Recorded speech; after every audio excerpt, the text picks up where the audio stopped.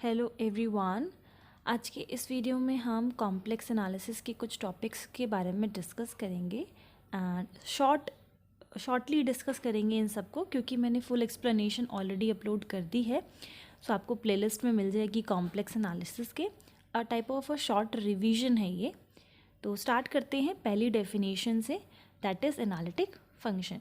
सो ये मैंने complex plane बना लिया, इसको मान लेते हैं रियल एक्सिस, ये हमारी इमेजनरी एक्सिस हो गई, और ये डोमेन एरिया मान लेते हैं, ठीक है। और हम ये कह रहे हैं कि हमारा फंक्शन एफ जेड क्या है, एनालिटिक है इस डोमेन डी पर। इस एरिया को मैंने डी मान लिया, और अब हम ये कह रहे हैं कि हमारा फंक्शन एफ जेड ये एनालिटिक है किस पे, डोमेन डी पर। दैट मीन्स कि हम सिर्फ इस पर्टिकुलर डोमेन की बात कर रहे हैं, इस एरिया की बात कर रहे हैं। बाकी कॉम्प्लेक्स प्लेन में इन पॉइंट्स का जिक्र नहीं हो रहा, सिर्फ इस एरिया के बारे में, ठीक है। तो एनालिटिक का क्या मतलब है कि इस डोमेन डी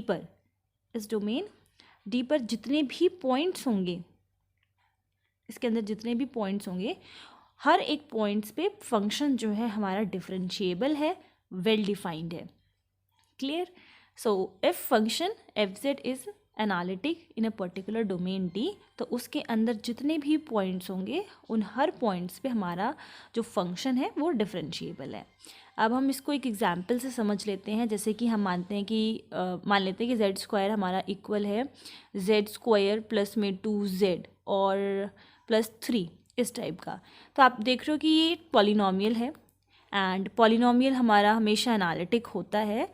और इस पे आप कोई भी एफ जेड किसी भी पर्टिकुलर डोमेन के बारे में आप बात कर लो, और हर एक पॉइंट पे हमारा फंक्शन जो है वो क्या होगा, डिफरेंशिएबल होगा। तो पॉलिनॉमियल क्या है, एनालिटिक। कोई भी पॉलिनॉमियल ले लीजिए, हमेशा सारे पॉलिनॉमियल्स कैसे होते हैं, एनालिटिक होते हैं। अब हम बात कर लेते हैं कि मान लीजिए फंक्शन हमारा एफ जेड गिवन है 1/z-2, और हमें डोमेन एरिया गिवन है कि mod of z is equals to 4 के बराबर है। अब हम कॉम्प्लेक्स एनालिसिस में इक्वेशन ऑफ अ सर्कल क्या होती है, z minus a plus iota b is equals to r, where ये r क्या है, रेडियस है, और a b जो है वो हमारा सेंटर है।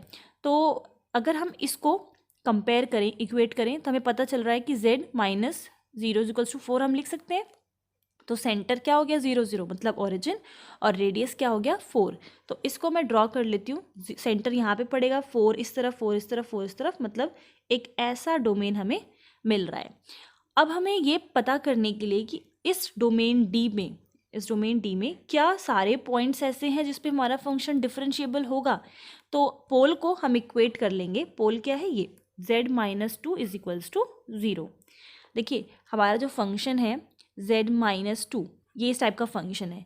तो जब आप डिनोमिनेटर को इक्वेट करते हो 0 से, तो वो पोल कहलाता है। मतलब z की वो वैल्यू जिस पे हमारा आंसर जो है, जो डिनोमिनेटर है वो 0 बन जाए, वो पोल होता है। वेरएस जब हम न्यूमरेटर पे जो लिखा हुआ है, जब हम उसको इक्वेट करते हैं 0 से और वैल्यू फाइंड करते हैं कि किस पॉइंट पे 0 बन रहा है, तो वो कहलाता है जीरोज़, ठीक है।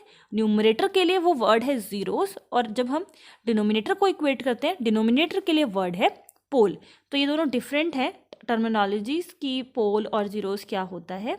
तो हमने क्या करा कि पोल को इक्वेट कर दिया 0 से, तो हम क्या कर रहे हैं, वैल्यू फाइंड कर रहे हैं। तो z की वैल्यू क्या आ जाएगी, 2। z की वैल्यू आ गई 2। तो 2 ऐसा पॉइंट है कि अगर हम फंक्शन में जब उसको पुट करेंगे, तो वो डिनोमिनेटर को क्या है, 0 बना देगा, है ना। 2 माइनस 2 दैट इज 0। तो फंक्शन किस पे एनालिटिक नहीं हो सकता, 2 पर, ठीक है। तो जो हमारा डोमेन था, एक बार हम फिर से डोमेन को देख लेते हैं, वो ये है। और अगर हम 2 देखें तो 2 जो है हमारा डोमेन के अंदर ही लाई करेगा, ठीक है, क्योंकि रेडियस जो है वो 4 तक जा रहा है, और पॉइंट जो 2 है वो हमारे डोमेन एरिया में ही बिलोंग कर रहा है। तो एक ऐसा पॉइंट हमें मिल रहा है जिस पे हमारा फंक्शन एनालिटिक नहीं होगा, तो हम क्या कहेंगे कि बाकी सारे डोमेन के जो पॉइंट है उस पे तो हमारा फंक्शन एनालिटिक है। क्यों एनालिटिक है, क्योंकि हर एक पॉइंट पे आपको फंक्शन की वैल्यू मिल जाएगी, कोई प्रॉब्लम नहीं आएगी। बट जब आप 2 पुट करोगे, तब जो आपका डिनोमिनेटर है वो 0 बन जाएगा। दैट मीन्स कि सारे पॉइंट्स पे, डोमेन के सारे पॉइंट्स पे तो एनालिटिक है, but z is equals to 2 पर हमारा फंक्शन एनालिटिक नहीं है। सो आई होप क्लियर है कि कब आपको एनालिटिक बोलना है और कब एनालिटिक नहीं बोलना। तो हम बात करते हैं सिर्फ पर्टिकुलर डोमेन के बारे में। अगर पॉइंट बाहर लाई कर रहा है तो हमें उसे नहीं देखना, हम बोलेंगे फंक्शन एनालिटिक है, क्योंकि डोमेन का तो कोई ऐसा पॉइंट हमें मिल नहीं रहा जिस पे फंक्शन डिफाइंड ना हो। बट अगर पॉइंट अंदर डिफाइंड है, अंदर लाई कर रहा है डोमेन के, तो उस पॉइंट पर फंक्शन डिफाइंड नहीं होगा, डिफरेंशिएबल नहीं होगा, देयरफॉर कि वो एनालिटिक भी फिर नहीं होगा। सेकेंड टॉपिक पे आ जाते हैं, that is entire function. Entire function जो है वो कनेक्ट मतलब कि काफ़ी सिमिलर डेफिनेशन है उसकी एनालिटिक से, बट एक जो डिफरेंस मेजर डिफरेंस है, just a second, entire function जो एक मेजर डिफरेंस है वो है, एनालिटिक फंक्शन में हम डोमेन की बात करते हैं और एंटायर फंक्शन में हम पूरे कॉम्प्लेक्स प्लेन की बात करते हैं। सी कॉम्प्लेक्स प्लेन मतलब ये पूरा अब कंसिडर होगा, ठीक है। यहाँ पर अब कोई डोमेन का एरिया नहीं है, पूरे कॉम्प्लेक्स प्लेन के बारे में बात होगी। सो यही इसका जो है मेन डिफरेंस है कि ये हमारा रियल एक्सिस हो गया और ये हमारा इमेजनरी एक्सिस हो गया। तो जब हम ये कहें कि हमारा फंक्शन जो है वो एनालिटिक है पूरे कॉम्प्लेक्स प्लेन पे ओवर सी, अब कोई डोमेन नहीं है यहाँ पर, तो उस फंक्शन को हम बोलेंगे एंटायर फंक्शन। अब जैसे कि एफ जेड हमने मान लिया e⁻z, तो ये आप देखोगे हर एक पॉइंट पे क्या है, डिफरेंशिएबल है, कोई प्रॉब्लम नहीं आएगी। अब देखो इसका आप फर्स्ट टाइम डिफरेंशिएट करोगे इसको तो आपका आंसर आएगा e⁻z। आप इसको सेकेंड टाइम डिफरेंशिएट करोगे तो आपका आंसर आएगा e⁻z। आप इसको nth टाइम भी डिफरेंशिएट करोगे तो भी आपका आंसर क्या आएगा, e⁻z। तो ये जो फंक्शन है वो हमारा पूरे कॉम्प्लेक्स प्लेन पे कैसा है, डिफरेंशिएबल है। ट्रिग्नोमेट्रिक फंक्शंस साइन कॉस, तो ये सब जो फंक्शंस होते हैं वो पूरे एंटायर जो है वो एंटायर फंक्शंस कहलाते हैं, क्योंकि ये पूरे कॉम्प्लेक्स प्लेन पे डिफाइंड होते हैं, एनालिटिक होते हैं। आई होप डिफरेंस जो है वो क्लियर है। एंटायर फंक्शन काफ़ी इंपॉर्टेंट टॉपिक है। अब हम बात कर लेते हैं, देखिए entire function it can be bounded, it can be non bounded. अगर फंक्शन नॉन बाउंडेड है तो फंक्शन कभी भी कांस्टेंट नहीं होगा। सो कोई नॉन कांस्टेंट फंक्शन हमें देखने को मिलेगा नॉन बाउंडेड के केस में। और अगर फंक्शन बाउंडेड है तो ये मैंडेटरी है कि फंक्शन हमेशा कांस्टेंट होगा।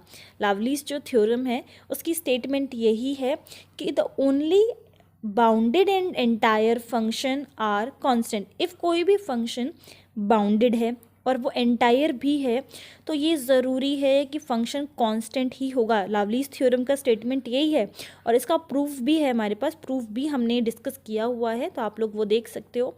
तो आपको ये बातें ध्यान रखनी है कि हमेशा हम ना नॉन बाउंडेड, आप देखोगे यही वर्ड आपको लिखा हुआ दिखेगा, non bounded entire function, that means कि फंक्शन कांस्टेंट नहीं है। या फिर अगर ये बोल रहा है कि नॉन कांस्टेंट है, दैट मीन्स कि वो नॉन बाउंडेड फंक्शन है। तो ये आपको ध्यान रखना है, अगर फंक्शन बाउंडेड और एंटायर है तो वो हमेशा कांस्टेंट ही होगा।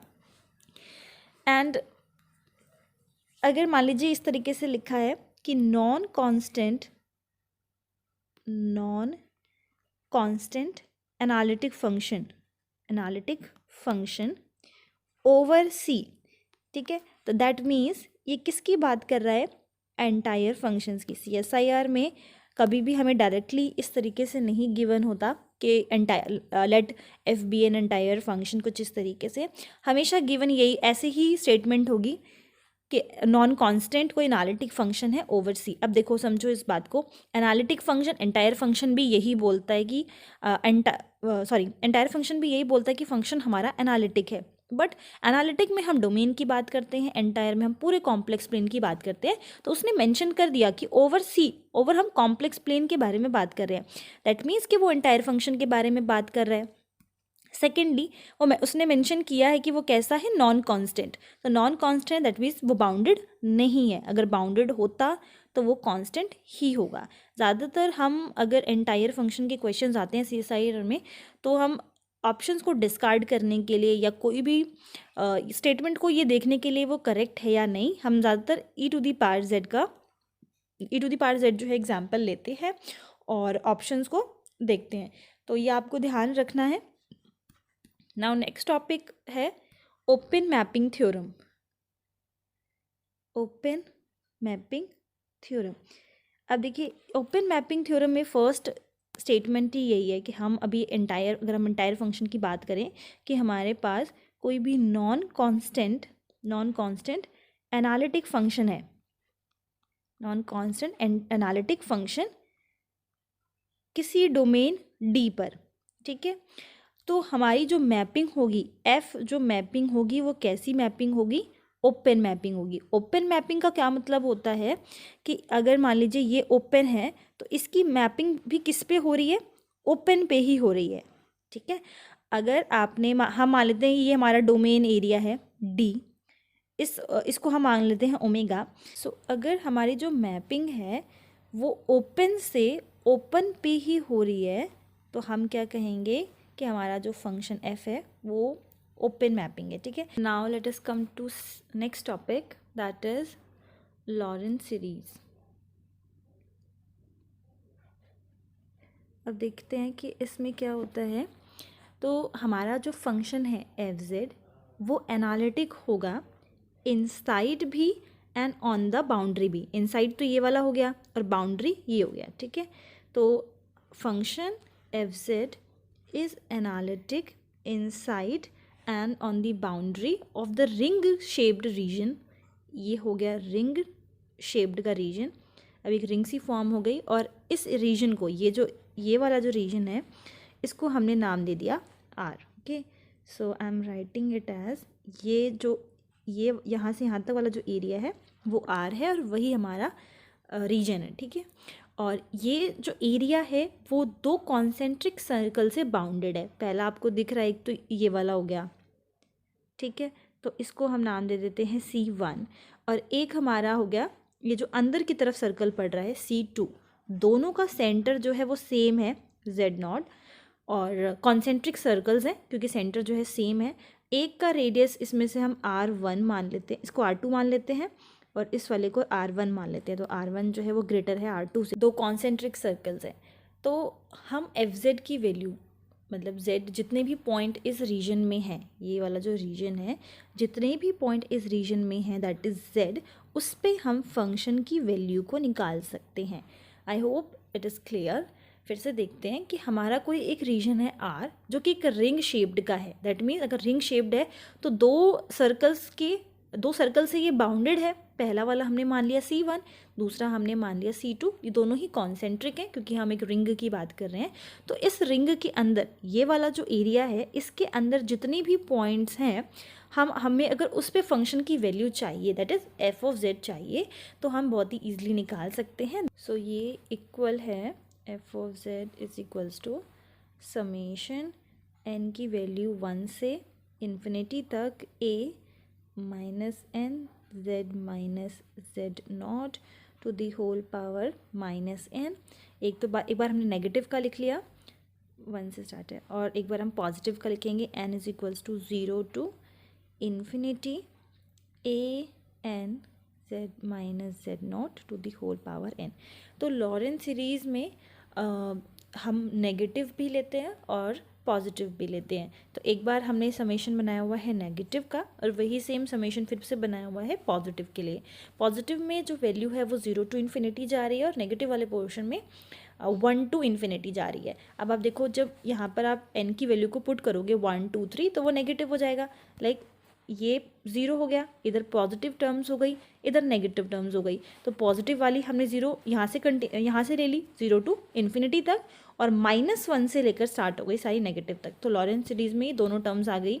अब जेड नॉट क्या है, जेड नॉट ये सेंटर है, ठीक है। जो कॉन्सेंट्रिक सर्कल्स हैं उसका जो सेंटर है वो जेड नॉट हो गया। जेड क्या है, वो पॉइंट है जिस पॉइंट के लिए बारे में हम बात कर रहे हैं जिस पे हमें फंक्शन की वैल्यू चाहिए। एंड देन -1 समेशन है वो बार बार वेरी करेगा टिल इन्फिनिटी तक।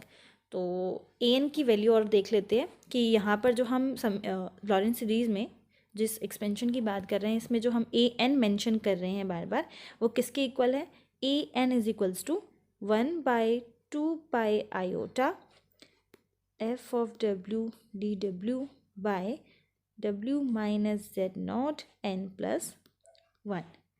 इसी में अगर हम माइनस एन की बात करें तो जहाँ जहाँ एन है वहाँ पे माइनस एन कर देंगे, तो यहाँ पर और यहाँ पर हो जाएगा। तो ये था हमारा Laurent series. Now our next topic is Taylor's theorem. Okay, so इसमें क्या है कि हमारे पास मान लेते हैं कि ये कोई डोमेन डी है कॉम्प्लेक्स प्लेन में, और हम बोल रहे हैं कि फंक्शन एफ जो है वो एनालिटिक होगा इस डोमेन के अंदर।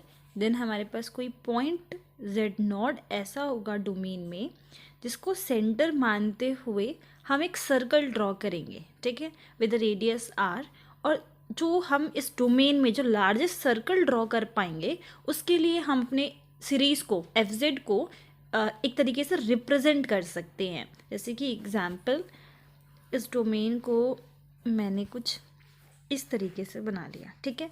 तो इस डोमेन में जो पॉइंट मैं जेड नॉट ले रही हूँ उसको सेंटर मानते हुए मैं एक सर्कल ड्रॉ कर रही हूँ, और ऐसा सर्कल हम ड्रॉ करेंगे सच दैट कि वो सबसे लार्जेस्ट, मतलब जितना भी लार्जेस्ट हम ड्रॉ कर पाएंगे उस डोमेन के अंदर हम उतना लार्जेस्ट ड्रॉ करेंगे। जैसे कि ये जेड नॉट को सेंटर मानते हुए एक सर्कल ड्रॉ कर दिया, और इससे बड़ा मान लेते हैं कि इससे बड़ा आप सर्कल जो है इस डोमेन के अंदर ड्रॉ नहीं कर सकते हैं। तो ये लार्जेस्ट सर्कल हो गया डोमेन के अंदर विद सेंटर जेड नॉट और रेडियस आर। तो हम फंक्शन एफ जेड को कैसे लिख सकते हैं? एफ फंक्शन की वैल्यू जेड नॉट पे प्लस इसी फंक्शन का हमें क्या करना है, एक बार डिफरेंशिएट करना है z minus Z not, then again plus फिर इसी फंक्शन का हम एक बार हमने फर्स्ट डिफरेंशिएट किया इसको फर्स्ट ऑर्डर, अब सेकेंड ऑर्डर डिफरेंशिएट करेंगे और जो इसकी पावर है वो बढ़ जाएगी, जेड नॉट का स्क्वायर हो जाएगा और नीचे 2 फैक्टोरियल आ जाएगा। इसी तरीके से चलता रहेगा। फिर से मैं आप लोगों को बता देती हूँ, मान लो फंक्शन एफ जेड है, इस तरीके से हम फंक्शन को रिप्रेजेंट कर सकते हैं इस सीरीज़ के अकॉर्डिंगली। शॉर्टली हम ऐसे लिखते हैं कि जो हमारी सीरीज़ है वो it will be from 0 to infinity, और जो है डेरिवेटिव है हर एक टर्म्स पे बढ़ता चला जाएगा, Z not N factorial Z minus Z not. तो आप इसको इस तरीके से भी याद रख सकते हैं कि जो मैंने ये लिखा, अगर मैं सीरीज़ इस तरीके से मैं भी रिप्रेजेंट कर सकती हूँ सीरीज़ के अकॉर्डिंगली कि जो समेशन है वो 0 से इन्फिनिटी तक चलेगा। जैसे कि हम मान लेते हैं कि n की वैल्यू 0 है, so 0 factorial f z is equals to 0 factorial 1 होता है। फंक्शन सिर्फ अगर आप f की वैल्यू 0 कर दोगे यहाँ पर, so it will B F Z not 0 time मतलब किसी की पावर 0 1 होता है, और जब हम यहाँ पर करेंगे n की वैल्यू 0 तो ये पूरा हो जाएगा 1। तो एक बार सिर्फ फंक्शन एज इट इज़ आ गया, प्लस n की वैल्यू अब हम 1 कर रहे हैं, 1 फैक्टोरियल इज़ 1, एक बार इसका फर्स्ट ऑर्डर डिफरेंशिएट हो गया z माइनस जेड नॉट की पावर 1, प्लस अब n की वैल्यू हम 2 पुट करेंगे तो 2 फैक्टोरियल फंक्शन 2 टाइम्स डिफरेंशिएट हो गया, यहाँ पर आ गया z minus Z not square. Now plus again 3 factorial नीचे आ गया, 3 टाइम्स इसका डिफरेंशिएट किया और z minus Z not power 3 आ गया, ठीक है। तो यही मैंने लिखा था। अब नेक्स्ट आप टर्म कैसे निकालोगे, 4 फैक्टोरियल आ जाएगा नीचे, 4 टाइम्स जो है ये डिफरेंशिएट हो जाएगा और z माइनस जेड नॉट की पावर 4 हो जाएगा एंड सो ऑन। तो ये जो रिप्रेजेंटेशन है फंक्शन की सीरीज़ की फॉर्म में, इसको हम बोलते हैं टेलर्स थ्योरम। तो स्टेटमेंट क्या कहती है कि f जो है हमारे पास कोई एनालिटिक फंक्शन है इस डोमेन D पर, और जेड नोड एक ऐसा पॉइंट है जो इस डोमेन के अंदर लाई कर रहा है, तो फंक्शन को हम इस तरीके से सीरीज़ की फॉर्म में रिप्रेजेंट कर सकते हैं। और ये जो है सब हर उसके लिए वैलिड होगा, ये जो फंक्शन एफ जेड हम लिख रहे हैं इस फॉर्म में हर उसके लिए वैलिड है, मतलब जो लार्जेस्ट सर्कल हम बना पाएँ उस डोमेन में जेड नॉट को सेंटर मानते हुए विद रेडियस आर, जो लार्जेस्ट सर्कल हम बना पाएँ कि सच दैट वो सर्कल जो हमने बनाया है वो पूरा डी के अंदर एंटायरली जो है वो लाई करे, तो हर उसके लिए एफ जेड जो है वो हमने जो सीरीज़ लिखी है वो वैलिड होगी। आई होप ये थ्योरम क्लियर है। Now radius of convergence discuss कर लेते हैं। रेडियस ऑफ कन्वर्जेंस, अगर मैं इसको सिंपल लैंग्वेज में आपको एक्सप्लेन करूं तो जो हमारा सेंटर होगा, जैसे कि मैंने लिख लिया z minus Z not is equals to R, तो सेंटर क्या है, जेड नॉट है। पावर सीरीज हमारे पास है, पावर सीरीज हम कैसे लिखते हैं, ए एन होता है यहाँ पर z minus Z not to the power n, ये जो है वो यहाँ पर होता है। तो हमें जेड नॉट से ये पता चलता है कि हमारा सेंटर क्या है, इसमें ये रहा और इसमें ये रहा, ठीक है। तो जो हमारा सेंटर होगा, हमें डिस्टेंस निकालना है उस सेंटर से लेकर आइसोलेटेड सिंगुलैरिटी तक, नियरेस्ट आइसोलेटेड सिंगुलैरिटी तक। जैसे कि हम मान लेते हैं कि हमारा जो पावर सीरीज है कुछ इस टाइप का है, A to the A N Z N. अगर हम इसे कंपेयर करें तो यहाँ पर जेड नॉट की वैल्यू क्या है, 0, मतलब सेंटर की वैल्यू क्या है यहाँ पर 0। तो जो हमारा रेडियस ऑफ कन्वर्जेंस होगा उसका डिस्टेंस हम 0 से कैलकुलेट करेंगे। अगर यहाँ पे अगर ऐसे लिखा होता है z minus two to the whole power n, तो अब जो हमारा पॉइंट है जिससे जो हमारा पावर सीरीज में जो हमारा पॉइंट है वो 2 होता, तो हम डिस्टेंस जो है 2 से कैलकुलेट करते। बट इन दिस केस जैसे कि मैंने z to the power n ले रखा है, तो जो हमारा सेंटर है वो 0 हो गया और हम डिस्टेंस जो है वो कैलकुलेट करेंगे 0 से। अब ये डिस्टेंस जाएगा कहाँ तक, हमारी आइसोलेटेड सिंगुलैरिटी तक ये डिस्टेंस होगा, जो भी नियरेस्ट आइसोलेटेड सिंगुलैरिटी है। सिंगुलैरिटी के बारे में हम देखेंगे। सिंगुलैरिटी अभी आप ऐसे समझ सकते हैं कि ऐसा पॉइंट है जिसपे हमारा फंक्शन जो है वो एनालिटिक नहीं होता। जैसे कि एफ जेड हमने मान लिया इस टाइप का गिवन है, z माइनस 3, यहाँ पर हम इसको ले लेते हैं, ये हमें गिवन है कि z माइनस 3। तो z की वैल्यू अगर हम 3 पे देखें तो फंक्शन जो है वो एनालिटिक नहीं होगा। अब इसी में मैं एक और मान लेती हूँ, z माइनस 4 मान लेती हूँ, तो 2 हमारे पास सिंगुलैरिटीज़ आ गई, एक तो 3 एक तो 4, दोनों पर ही हमारा जो फंक्शन है वो एनालिटिक नहीं होगा। अगर मैं इसको प्लॉट करूँ तो 3 समथिंग ओवर हियर यहाँ पर आएगा और 4 यहाँ पर आएगा। तो डिस्टेंस जो है 0 का 3 से, जो नियरेस्ट सिंगुलैरिटी है 0 से वो है 3 ना कि 4। तो हमारा जो रेडियस ऑफ कन्वर्जेंस होगा वो इन दोनों के बीच में हम निकालेंगे, क्योंकि हमने इसकी डेफिनेशन में बोला जो नियरेस्ट सिंगुलैरिटी होगी। ओके, तो डिस्टेंस क्या आ जाएगा, रेडियस ऑफ कन्वर्जेंस क्या आ जाएगा 3। तो ये हो गया हमारे पास radius of convergence. Now let us come to singularity, काफ़ी इम्पॉर्टेंट टॉपिक है ये। तो सिंगुलैरिटी को हम बहुत ही सिंपल लैंग्वेज में समझ सकते हैं, दैट इज़ कि फंक्शन जब जिस भी पॉइंट पे एनालिटिक नहीं होता उसको हम कहते हैं कि वो क्या है, हमारी सिंगुलैरिटी है। So this is singularity. Okay, जैसा कि जस्ट मैंने अभी आपको बताया कि हमने कोई एफ जेड ले लिया और इसकी वैल्यू हमने, फंक्शन की वैल्यू है z 1/z माइनस 1, तो at z is equals to 1 हम देख सकते हैं कि जो फंक्शन है वो एनालिटिक नहीं है, और जिस भी पॉइंट पे फंक्शन एनालिटिक नहीं होता हम उसको बोलते हैं सिंगुलैरिटी। बट देखिए इसमें एक और छोटा सा कॉन्सेप्ट और है, जैसे कि हमने बोल दिया ये हमारा कोई डोमेन एरिया है और ये हमारा फंक्शन है, तो हमने कहा कि 1, सपोज करते हैं हमने बोल दिया कि 1 एक ऐसा पॉइंट है जिस पे हमारा फंक्शन एनालिटिक नहीं है और वो सिंगुलैरिटी है। तो हमने क्या करा, इसका नेबरहुड एरिया लिया एंड नॉट, ये मैंने अभी बड़ा बनाया। नेबरहुड एरिया क्या है, बस हम छोटा सा जो उसके आसपास के पॉइंट्स को इंक्लूड करते हैं वो होता है। तो मैंने अभी इसको जूम करके एंड नॉट जो थोड़ा बड़ा बना रखा है, तो हमने 1 पॉइंट का आसपास का नेबरहुड लिया और हम ये देखेंगे कि क्या इसके नेबरहुड पे जो पॉइंट्स हैं उन पे फंक्शन सिंगुलर है या नहीं, या उस पे फंक्शन डिफाइन एनालिटिक है या फिर नहीं। तो 1 तभी सिंगुलैरिटी कहलाएगा अगर आपको इसके नेबरहुड में एटलीस्ट एक पॉइंट मिल जाए, एटलीस्ट एक पॉइंट तो हो ऐसा जिस पे फंक्शन एनालिटिक हो।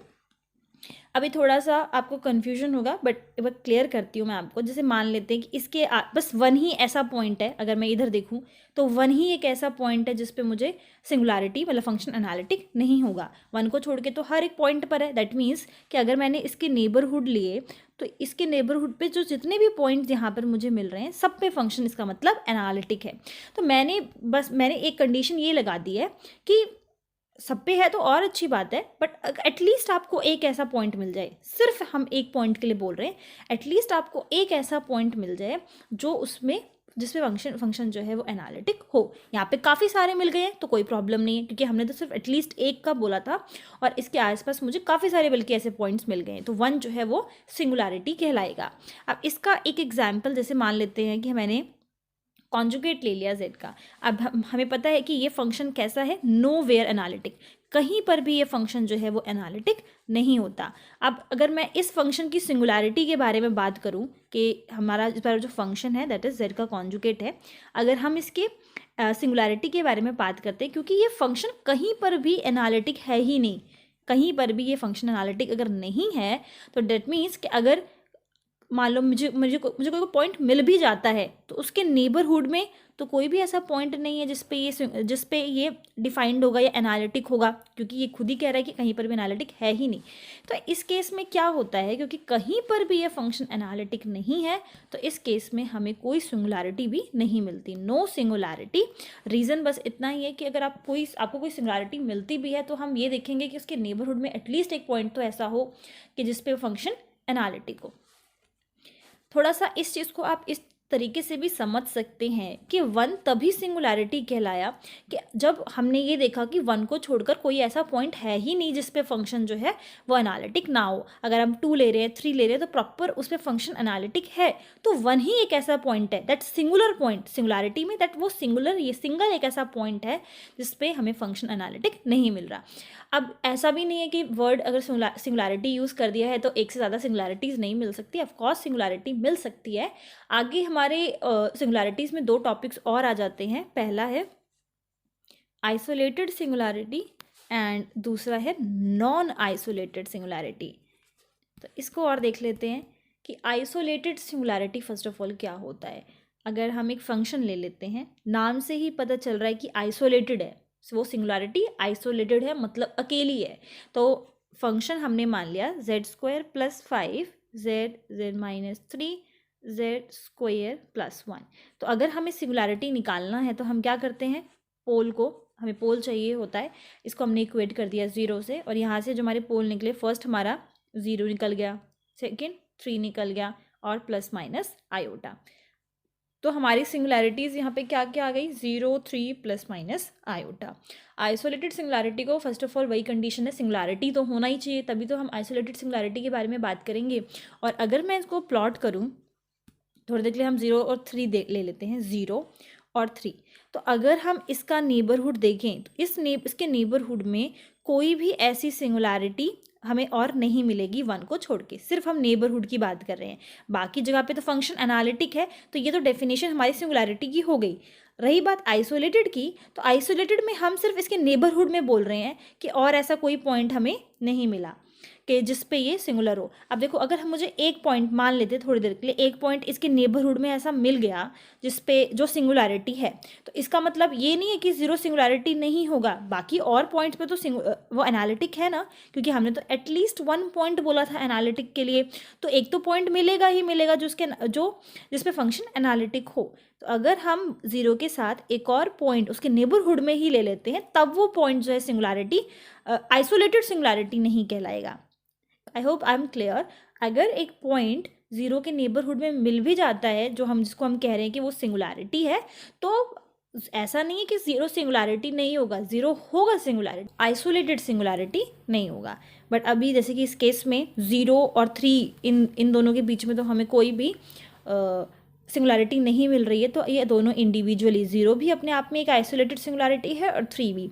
इसी तरीके से अगर हम प्लस और माइनस आयोटा की बात करें, तो प्लस आयोटा आपको यहाँ पे मिल जाएगा, माइनस आयोटा आपको इस साइड मिल जाएगा, और इसके नेबरहुड में आप देख सकते हो डिफरेंस भी है, काफ़ी डिफरेंस है, हम आराम से नेबरहुड ले सकते हैं, और बाकी सारे पॉइंट्स पे जो है फंक्शन एनालिटिक है। तो ये 4 हमारे पास आइसोलेटेड सिंगुलैरिटी कहलाएगी। एक और हम एग्जाम्पल डिस्कस कर लेते हैं जिसमें नॉन आइसोलेटेड सिंगुलैरिटी क्या होती है। आइसोलेटेड में हमने 2 कैटेगरीज देखी, पहला है आइसोलेटेड, दूसरा है नॉन आइसोलेटेड। तो आइसोलेटेड में तो यही हो गया कि उसके नेबरहुड में आपको और ऐसे पॉइंट्स ना मिले।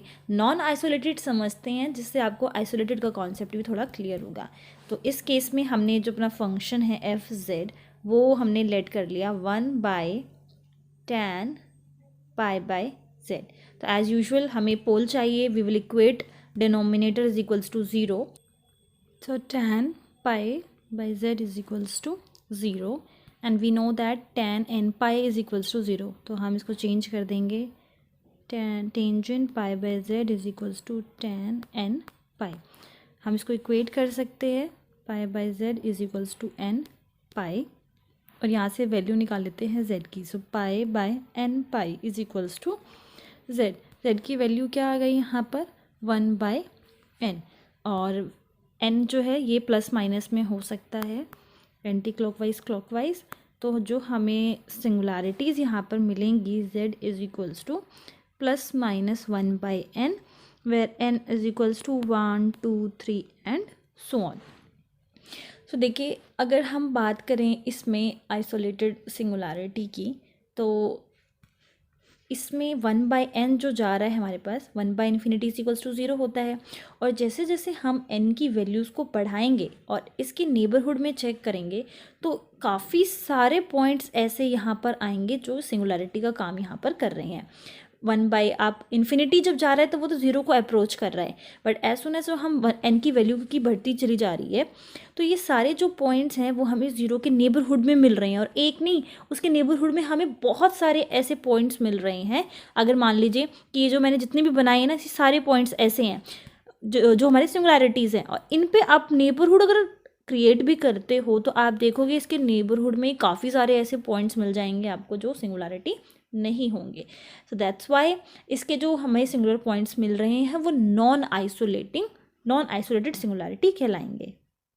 जब आप n की वैल्यू को 1 पुट करोगे, सो n की वैल्यू को जब हमने 1 पुट किया तो यहाँ पर ये 1 आ जाएगा, एंड क्योंकि माइनस में भी चल रहा है तो -1, जितनी भी सिंगुलरिटीज़ हैं इसके बीच में ही मिल रही हैं, एंड जैसे जैसे n की वैल्यू को हम पुट कर रहे हैं सारी सिंगुलरिटीज़ जो है 0 की टूवर्ड्स जो है अप्रोच कर रही हैं, तो इस वजह से जो सिंगुलरिटीज़ हमें इस केस में फंक्शन में मिलेगी वो नॉन आइसोलेटिंग होगी। Let us see some examples of singularity. So first question is f of z is equals to cot pi z minus a whole square। Okay, so poles निकाल लेते हैं। सबसे पहले cot को चेंज कर देते हैं हम cos and sin pi z, this will be z minus a whole square। Poles निकालने के लिए इसको इक्वेट कर देंगे 0 से। सो पहला पोल तो हमारा आएगा sine pi z is equals to 0 and z minus a whole square is equals to 0। So यहाँ से हमें वैल्यू मिल जाएगी z की, z सिंगुलरिटी जो हमें मिलेगी z is equals to a, और ये सिंगुलरिटी कैसी है, डबल पोल, क्योंकि जो a है उसका ऑर्डर क्या है यहाँ पर 2, ट्वाइस टाइम हमें मिल रहा है। सबसे पहले हम इसको डिस्कस कर लेते हैं। z माइनस ए का whole square means z minus a is equals to 0। z जो है वो कितने टाइम रिपीट हो रहा है, 2 टाइम्स रिपीट हो रहा है, इसलिए जो ये पोल हमने निकाला है वो पोल कैसा है, डबल पोल। अगर सिर्फ एक ही बार अगर z इक्वल्स टू सिर्फ a होता तो उस पोल को हम क्या बोलते हैं, सिंपल पोल। सिंपल पोल कब होता है, जब n की वैल्यू 1 हो, और डबल पोल n की वैल्यू जब 2 हो। तो ऑर्डर इसी तरीके से चेंज होता जाता है, like pole of order 3, pole of order 4, जितनी बार भी वो रिपीट होगा तो हमें इसकी ये मिल गया डबल पोल। अगर हम बात करें sine pi z is equals to 0 की, सो वी नो कि साइन n पाई जो है वो 0 होता है, तो sine pi z is equals to sine n pi, और इसको हम इक्वेट कर देंगे pi z is equals to n pi के बराबर। यहाँ से z की वैल्यू निकाल लेंगे तो n pi is equals to pi, pi से पाई कैंसिल, z की वैल्यू आ गई n, और यहाँ पर जो n है that is 0 plus minus 1 plus minus 2 and so on. तो ये सारी हमारी सिंगुलरिटी आ गई। साइन कॉस पे हमेशा हमें एसेंशियल सिंगुलरिटी मिलती है, तो ये हो गई एसेंशियल सिंगुलरिटी। एंड अगर हम लिमिट पॉइंट की बात करें, और देखो ये जो हमें जितने भी पोल्स मिले हैं इस केस में, जैसे जैसे आप n की वैल्यू को वेरी करते चले जाओगे तो आपको डिफरेंट पोल्स मिलेंगे। 0 हो गया, देन +-1 हो गया, +-2 हो गया, ये इतने सारे पोल्स हमें मिल रहे हैं। अगर इंडिविजुअली देखा जाए तो ये आपस में इंडिविजुअली सारे पोल्स कैसे हैं, सिंपल पोल हैं, क्योंकि 0 भी सिर्फ एक टाइम में आ रहा है, +1 भी एक टाइम है, -1 भी एक टाइम है, सिमिलरली +2, -2, +3, -3 सारे एक ही टाइम है। तो ये इंडिविजुअली सारे पोल्स कैसे हैं, सिंपल पोल है। ओके, और एसेंशियल सिंगुलैरिटी हमें यहाँ पर मिल रही है। एंड अगर हम इसका लिमिट पॉइंट निकालें तो आपको सिंपल यहाँ पे क्या करना है, लिमिट हम पुट कर देंगे। तो n is equals to infinity, that means z is equals to infinity क्या है, लिमिट पॉइंट है इन सिंपल पोल्स का।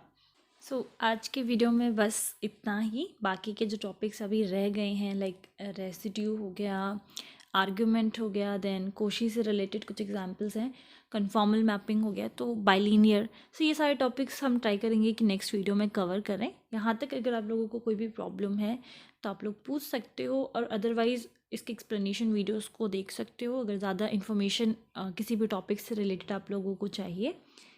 So okay, thank you.